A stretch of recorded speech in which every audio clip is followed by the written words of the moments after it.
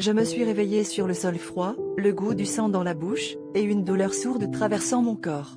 C'était comme si le monde entier s'était arrêté, me laissant seule avec mes pensées tourbillonnantes et mes rêves brisés.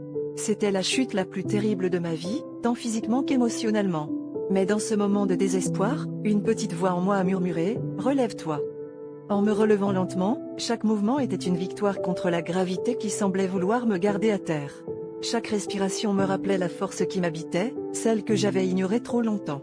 J'ai commencé à comprendre que cette chute n'était pas la fin, mais le début d'une nouvelle histoire. La douleur que je ressentais n'était rien comparée à la détermination qui grandissait en moi. Au fil des jours suivants, j'ai appris à écouter cette force invisible.